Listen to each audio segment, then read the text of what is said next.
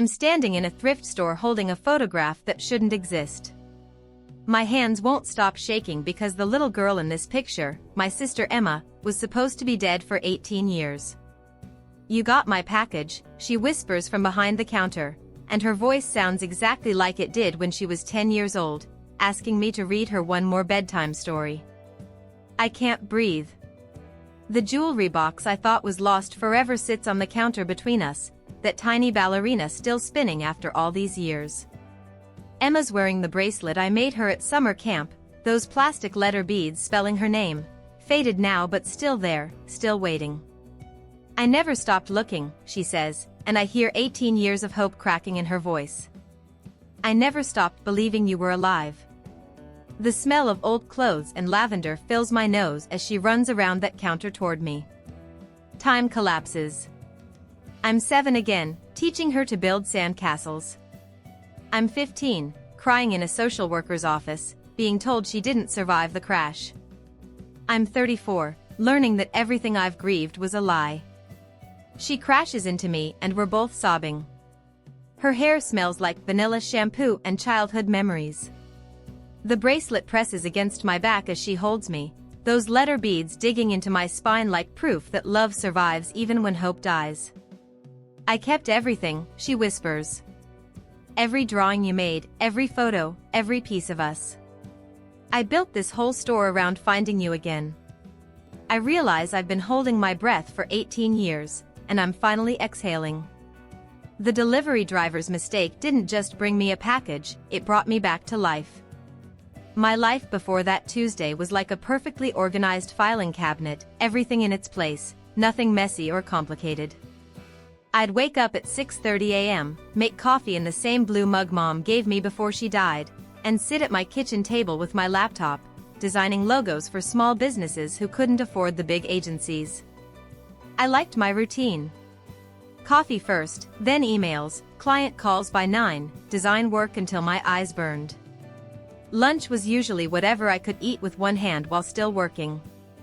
My apartment was clean, minimal, no clutter, no chaos, no reminders of anything I'd rather forget.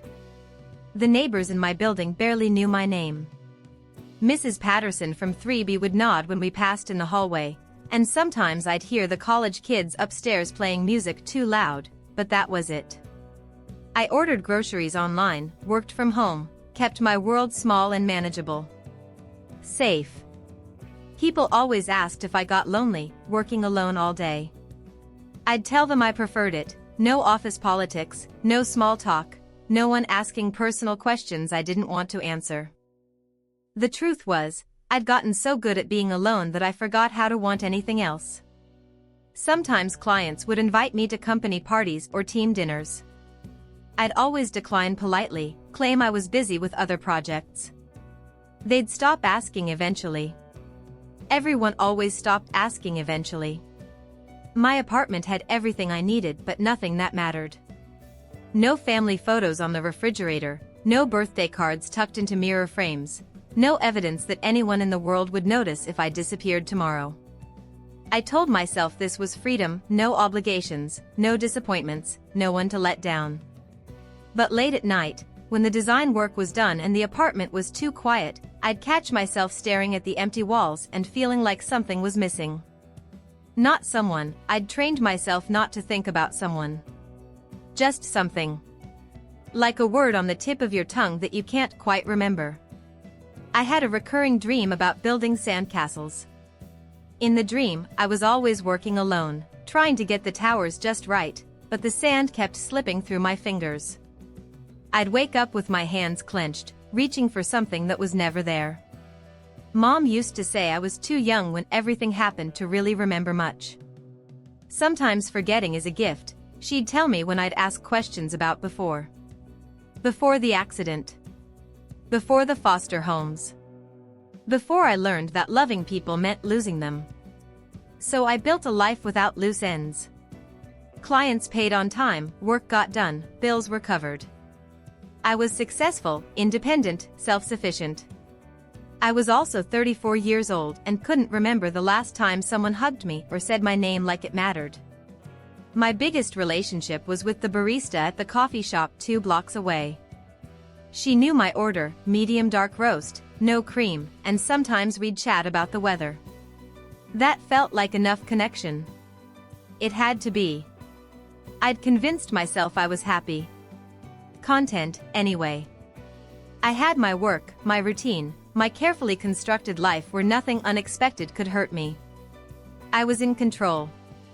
Looking back now, I realize I wasn't living, I was just maintaining. Like a plant that gets just enough water to survive but never enough sunlight to actually grow. I thought stability meant safety, but really it was just another word for slowly disappearing. The doorbell never rang on Tuesday mornings. I knew this because I'd lived in 4B for 3 years and my life ran on patterns. So when that sharp buzz cut through my apartment at exactly 10:47 a.m., I actually jumped. Through the peephole, I saw a delivery driver checking his phone, looking frustrated. He was young, maybe early 20s, with sweat beading on his forehead despite the cool October weather. "Package for S. Chin," he said when I opened the door, thrusting a medium-sized box toward me without looking up. "Sorry, I'm running behind, GPS took me all over the damn neighborhood." The package was heavier than I expected, wrapped in that brown paper shipping company's use, but the handwriting on the label was careful, deliberate, someone had taken time with those letters. S. Chen, 847, Maple Street.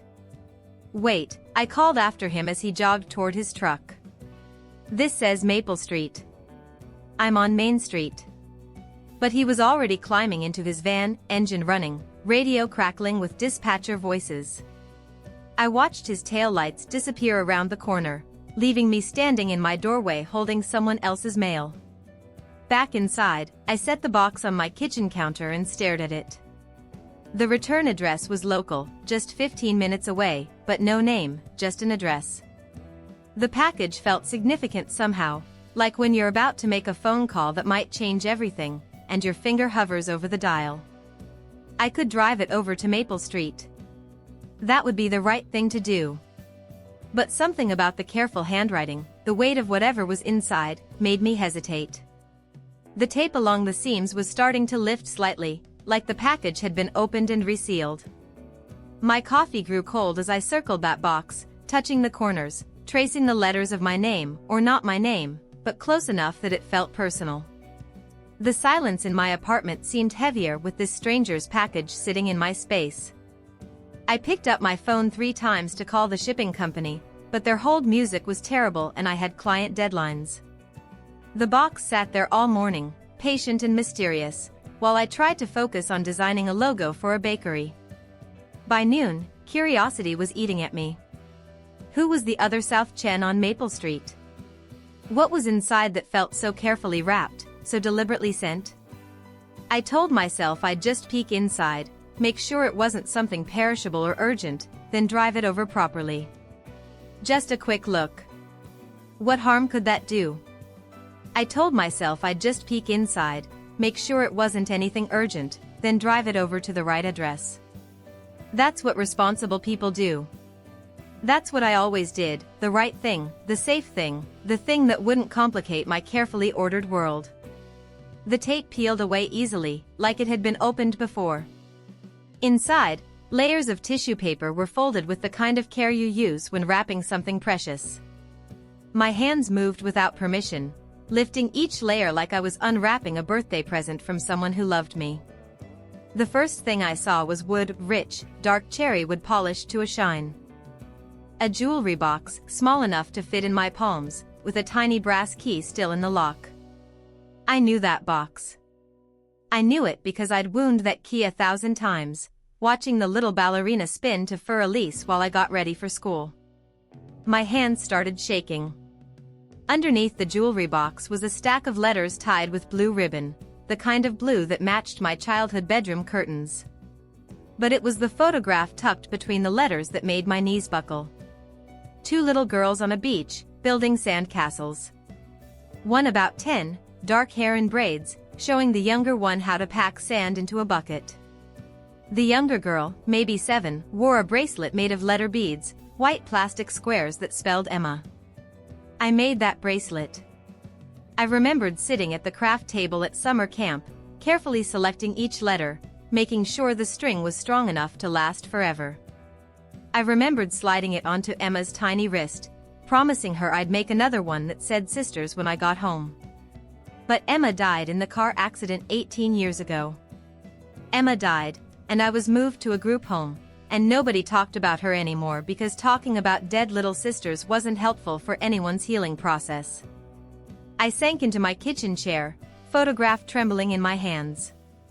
The little girl in the picture looked exactly like Emma, same dark eyes, same gap-toothed smile, same way of tilting her head when she was concentrating. But Emma was supposed to be bones in a cemetery 40 miles away, not sending packages to strangers with my initials. At the bottom of the box, wrapped in more tissue, was the bracelet itself. Those same letter beads, faded now but still spelling EMMA, the string worn soft from years of wearing. I lifted it with 2 fingers like it might burn me. The smell hit me then, vanilla and something floral, the perfume Mom used to spray on our stuffed animals to help us sleep.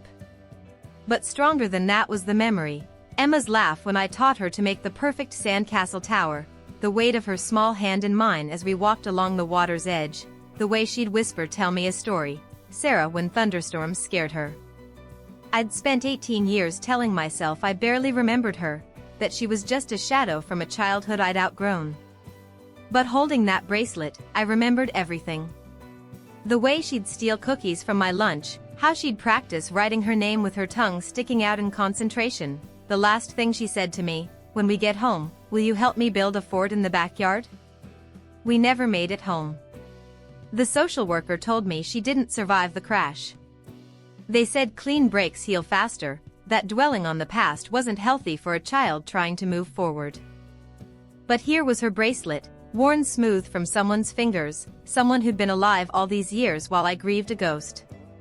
My heart hammered against my ribs as the impossible truth settled in: Emma was alive. Emma was alive, and she was looking for me. I stared at that Maple Street address until my eyes burned. Google Maps showed it was a small commercial building with a green awning, Second Chance's clothing center. The street view image was grainy, but I could make out racks of clothes visible through the windows and a hand-painted sign that looked homemade. My first instinct was to call the store, but when I dialed, my throat closed up. What would I say? "Hi, I think my dead sister might work there?" I hung up after 2 rings. Instead, I researched. The business license showed the owner as Emma Chen Rodriguez. Chen Rodriguez. Emma had gotten married. She'd grown up, fallen in love, built a life, all while I thought she was dead. I spent the next 3 days driving past the store but never going in. I'd park across the street and watch through my windshield as customers came and went. On Thursday, I saw her. Even from 50 yards away, even 18 years older, I knew that walk, the way she moved her hands when she talked. She was alive. She was real. She was folding clothes behind a glass window like this was normal, like she hadn't been erased from existence in my mind for nearly 2 decades. That night, I finally opened the letters. 23 of them, written over 15 years, all addressed to my sister Sarah. The earliest ones were in a teenager's handwriting. "I'm living with the Rodriguez family now. They're nice, but they're not you. I miss building sandcastles." The more recent letters were heartbreaking. I hired another investigator. This one specializes in foster care reunifications. "I know you're out there somewhere. I know because sometimes I dream about that last day at the beach, and you feel so real I wake up expecting to find you in the next room." She'd been looking for me. For 15 years, she'd been systematically searching, social media, reunion websites, private investigators, even posting flyers in coffee shops. She'd kept photo albums of our childhood, saved my drawings from elementary school, preserved pieces of me I thought were lost forever. Friday morning, I finally called the social services office that had handled our case. It took 4 transfers and 3 hours on hold, but eventually I reached Mrs. Martinez, who'd worked there long enough to remember us. "Oh honey," she said when I explained who I was. "Sarah Chen. I remember you. You were in the Johnson group home for 2 years before aging out. What happened to my sister? I was told she died in the accident. A long pause. No, sweetheart. Emma survived. She had some injuries, needed surgery, but she recovered fully. She was placed with the Rodriguez family about 6 months after you went to the Johnsons. Why didn't anyone tell me? Why wasn't I allowed to see her? Another pause, longer this time. The decision was made that it would be easier for both of you to start fresh. Clean breaks, you know? You were both traumatized, and the thinking then was that maintaining those connections could interfere with healing and bonding with new families. Clean breaks. They'd stolen 18 years from us because they thought grief was tidier than hope. She's been calling here every few months for years, Mrs. Martinez continued. Always asking if we had updated contact information for you. I had to tell her we couldn't share details, but maybe it's time that changed. I hung up and sat in my car outside the thrift store again. Through the window, I could see Emma organizing jewelry, her movements careful and deliberate, the same way she used to arrange her dolls when we played house. She was wearing the bracelet. After 18 years, she was still wearing the bracelet I made her. The worst part wasn't that she was alive when I thought she was dead. The worst part was realizing that while I'd spent 18 years learning to survive alone, she'd spent 18 years learning to hope. And now I had to decide, was I brave enough to walk through that door and find out if hope was stronger than fear? The truth hit me like cold water when I finally understood what Emma had been doing.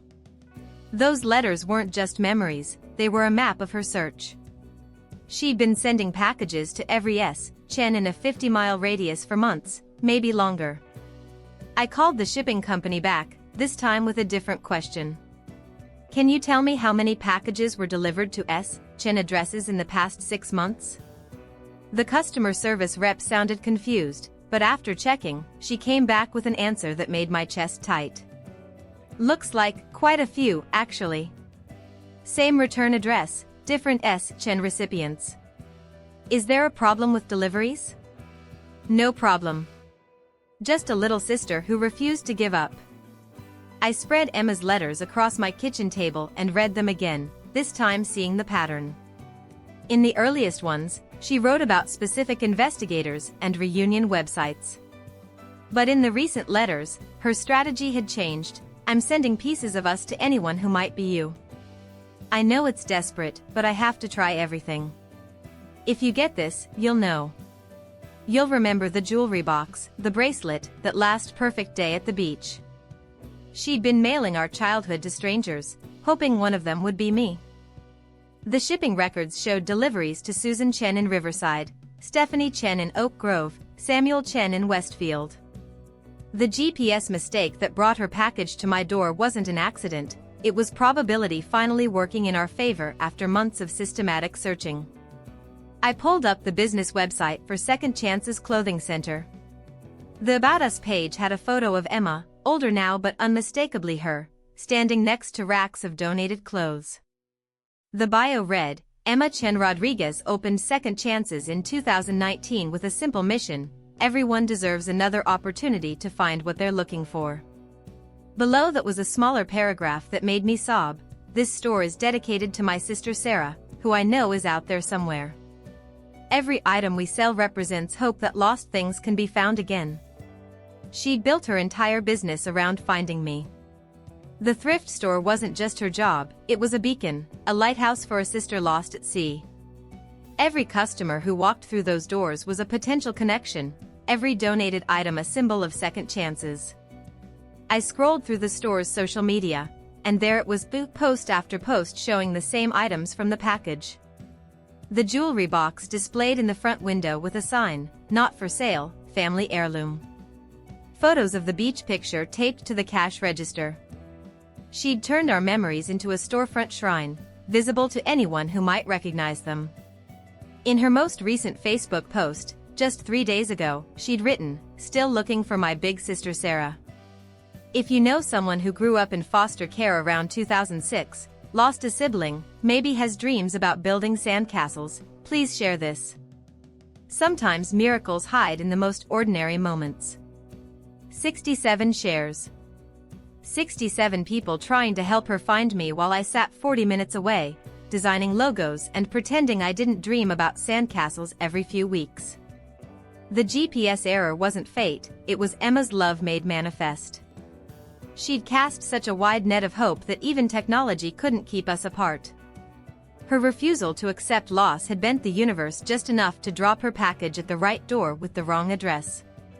I realized I'd been thinking about this all wrong. The package wasn't the miracle. Emma was the miracle. She'd survived the crash, grown up, gotten married, started a business, and never once stopped believing that love could overcome 18 years of bureaucratic lies. She'd been building sandcastles all this time, not with sand, but with hope. Grain by grain, package by package, letter by letter, she'd constructed something strong enough to weather any storm, the absolute certainty that we belonged together.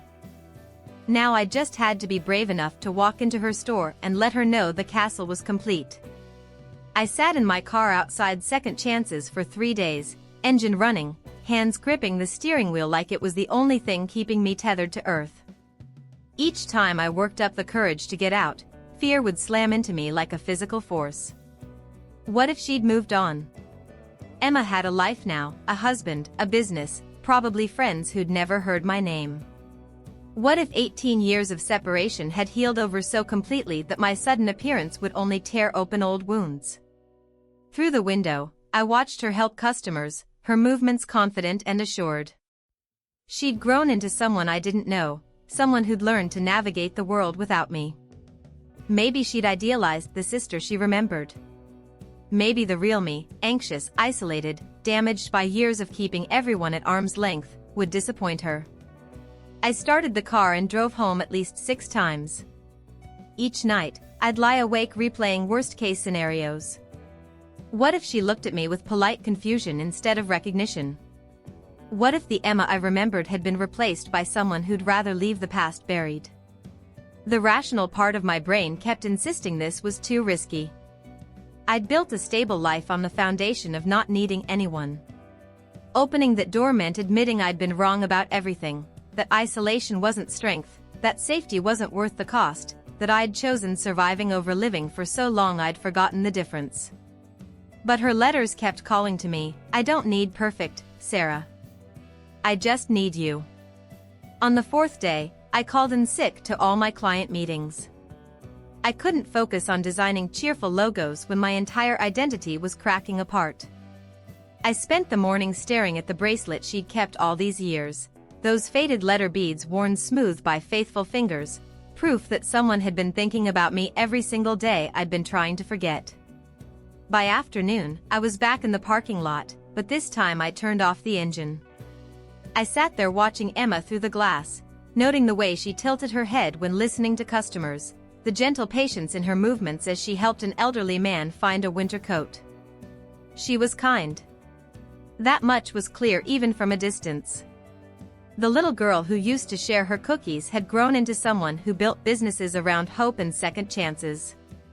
She'd taken everything terrible that happened to us and transformed it into something beautiful. But what had I built? An empty apartment. A routine designed to avoid connection. A life so carefully controlled that a misdelivered package could shatter it completely. I pulled out my phone and started typing a text. Hi, my name is Sarah Chen. I think you've been looking for me. Then I deleted it. Too casual. This is going to sound crazy, but I got your package. Delete. Too uncertain. The truth was simpler and more terrifying. I was scared of hope. I'd gotten so good at protecting myself from disappointment that I'd forgotten how to want anything badly enough to risk losing it. But Emma had risked everything. She'd built a shrine to our sisterhood and kept it burning for 18 years. She'd mailed pieces of her heart to strangers, trusting that love would find a way. The least I could do was walk through her door. I checked my reflection in the rearview mirror, smoothed my hair, and whispered the words I'd been afraid to say out loud, I want my sister back. Then I got out of the car before I could change my mind again, Because some choices are only possible in the space between heartbeats, before fear has time to build walls. The bell above the door chimed softly as I stepped inside, and suddenly I was surrounded by the smell of lavender and old fabric, mixed with something that took me right back to childhood: vanilla candles, the kind Mom used to light during thunderstorms.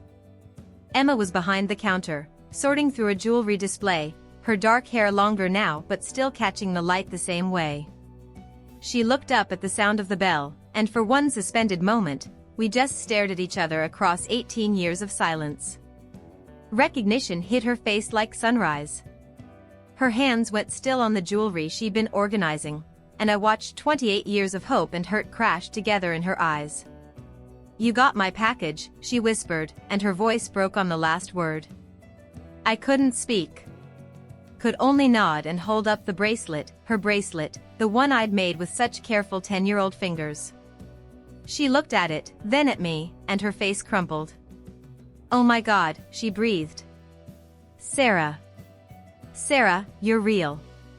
She dropped everything and ran around the counter, and suddenly we were crashing into each other, 18 years of separation colliding in one desperate embrace. She felt smaller than I remembered, but her arms were strong, holding me like she'd never let go again. "I never stopped looking," she sobbed into my shoulder. "I never stopped believing you were alive." I was crying too, ugly tears that I couldn't control. "They told me you died. They told me you died in the accident and I spent 18 years. I know," she whispered, pulling back to look at my face, her hands cupping my cheeks like I might disappear. "I found out what they told you. Those bastards thought they were protecting us, but they stole everything." She was wearing the bracelet. Even through my tears, I could see those letter beads against her wrist, faded but faithful. "You kept it," I managed to say. "I kept everything." She wiped her eyes with the back of her hand. "Come here, I need to show you something." She led me behind the counter to a small office area where the walls were covered with photographs. Our childhood spread out like a museum, pictures I thought were lost forever, school artwork carefully framed, even report cards and birthday cards Mom had signed. "I bought them from the estate sale when Mom died," Emma said quietly. "I know you probably don't want to hear this, but I stayed in touch with her." She felt terrible about what happened, about not fighting harder to keep us together. My legs felt weak. "She knew you were alive?" "She tracked me down when I turned 18. We met a few times before she got sick. She told me you'd moved away, that you seemed to be doing well but didn't want contact with the past." Emma's voice got softer. "I understood why you'd want to forget everything that hurt." I sank into the chair beside her desk. "I didn't want to forget you. I just didn't know how to remember without it killing me." "Look at this," she said, pulling out a photo album. The first page showed our last day at the beach, dozens of pictures I'd never seen before. Us building sandcastles, chasing waves, me teaching her to skip stones. Mom took all these that day. "Look." She pointed to one where we were both grinning at the camera, sandy and sunburned and completely happy. "That's who we were. That's who we still are." I traced my finger over the photo. "I dream about that day sometimes. About building sandcastles with you." "Me too," she whispered. "In my dreams, you're always there helping me get the towers just right." We sat there crying and laughing and filling in 18 years of blanks.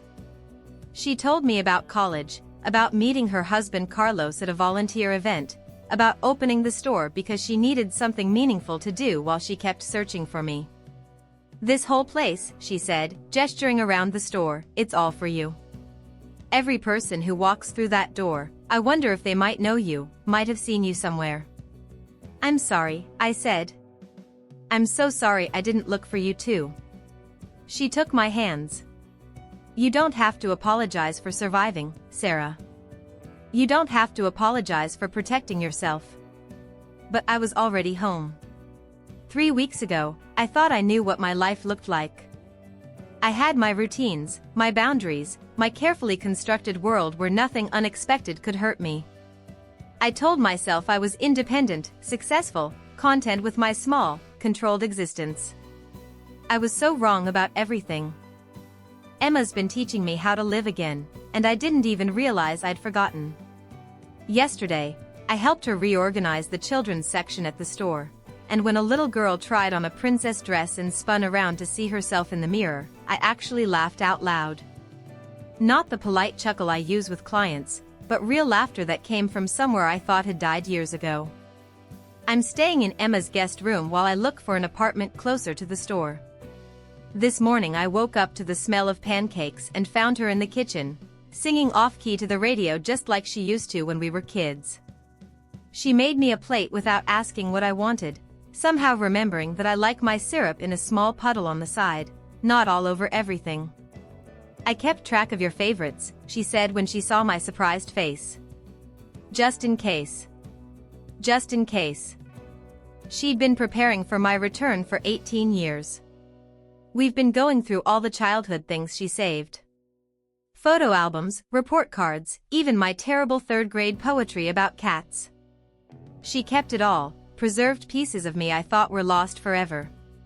But more than that, she kept believing in the person I could be if I stopped hiding from love. I called my biggest client yesterday and told him I was scaling back my business to part-time. He was shocked. I'd never taken a vacation, never missed a deadline, never prioritized anything over work. "Are you okay?" he asked, like happiness was a medical emergency. "I think I'm finally okay," I told him, and meant it. Emma wants to expand the store, maybe add a small cafe in the back corner. "We could serve coffee and sandwiches," she said, "give people a place to sit and talk while they shop." She keeps saying we now, like it's natural, like I've always been part of her plans. The strangest part is how quickly my body remembered how to be around family. Yesterday, Emma absently braided a small section of my hair while we watched TV, the same way she used to when we were little. I didn't flinch or pull away. I just let her touch me, let myself be cared for without calculating the risk. I'm learning to sleep without checking the locks twice, to leave my phone in another room without anxiety, to make plans more than a week in advance. Emma's teaching me that safety doesn't come from isolation, it comes from knowing someone will notice if you disappear. She's introducing me to her friends, her husband's family, the regular customers at the store. "This is my sister Sarah," she says, and her pride is so obvious that strangers smile before they even meet my eyes. I'm somebody's sister again. I belong to someone who loves me just for existing. The delivery driver's GPS mistake didn't happen because the universe wanted us together. It happened because Emma refused to accept loss, because she built a lighthouse of hope and kept it burning until I was ready to see the light. People talk about finding themselves, but I didn't need to find myself. I needed to find my way back to the person I was before I learned that loving people meant losing them. Emma saved that person for me. She kept her in photo albums and jewelry boxes and faded friendship bracelets, waiting for the day when I'd be brave enough to come home. I'm home now. I'm sitting in my car outside Second Chances again, but this time everything has changed. The same parking spot, the same green awning, but now I'm not afraid. I'm home. Emma's inside, visible through the window, helping a customer find the perfect vintage jacket. She catches sight of me through the glass and waves, that same bright smile she had when she was 7 years old and the whole world felt possible. I'm holding the photograph again, the one of us building sandcastles, but now it's framed and sitting on the dashboard of my car, a reminder that some things last forever even when we think they're lost. Emma put copies of all our childhood pictures throughout the store, turning our memories into a gallery that customers stop and admire. "That's my sister and me," she tells everyone who asks. I found her again. Found her again. Not she came back or we reunited. Found her again, like I was never really lost, just temporarily misplaced. The bell chimes as I push through the door, and Emma looks up with 2 cups of coffee already waiting on the counter. We do this every morning now. I help open the store, she makes coffee exactly how I like it, and we spend the first hour before customers arrive just being sisters. ready for another day of second chances, she asks, handing me my mug. I look around the store we're building together, at the donation box by the door where people leave things they hope will find new life, at the wall of photos that tells our story to anyone who cares to look. The package that started everything sits in a place of honor behind the register, empty now but still important, not because of what it contained, but because it proved that love travels in mysterious ways. Sometimes the most important deliveries are the ones that get lost first. Ready, I tell Emma, and I mean it. Ready for customers who need second chances, ready for donated memories that deserve new homes, ready for a life built on hope instead of fear. The delivery driver's mistake wasn't fate. It was something better, proof that when someone loves you enough to never stop looking, the whole world conspires to bring you home.